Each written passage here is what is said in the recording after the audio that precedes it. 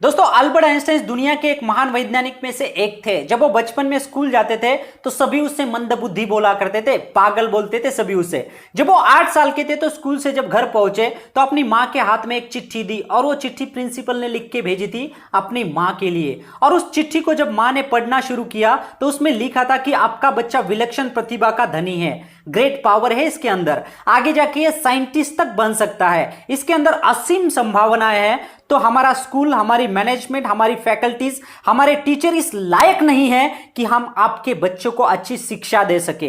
तो आप अपने बच्चों को अपने घर में पढ़ाइए, हम इसके लायक नहीं है। और उस खत को पढ़ते पढ़ते उसकी मां की आंखों में आंसू आ गए और उन्होंने बच्चे से कहा कि तू कल से स्कूल नहीं जाएगा, मैं तेरी परवरिश घर पर करूंगी, क्योंकि तेरा टीचर अपने आप को इस काबिल नहीं समझता, इस लायक नहीं समझता कि वो तुझे पढ़ा सके।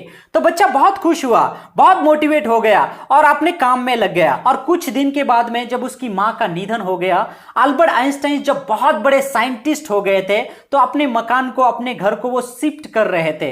तो एक टेबल के नीचे एक ड्रावर के अंदर उनको व्हाइट कलर का पेपर फोल्डेड अवस्था में मिला। उनको समझ नहीं आया कि एग्जैक्टली है क्या। उन्होंने फोल्डिंग अवस्था से मिट्टी को हटाकर जब उसको खोला तो वो वही प्रिंसिपल का लेटर था जो 5 साल पहले प्रिंसिपल ने अल्बर्ट आइंस्टाइन के हाथ में दिया था और उन्होंने अपनी मां के हाथ में रखा था।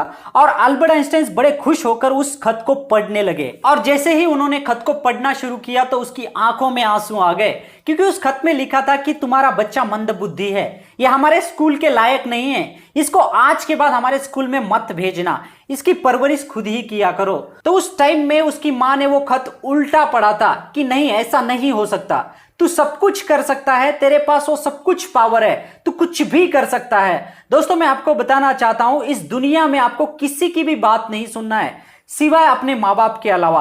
अगर लोग आपको बोले ना कि तू नहीं कर सकता है तो उसके कान के नीचे एक देना और उसको बोलना कि साले तू नहीं कर सकता है, मैं करके दिखाऊंगा।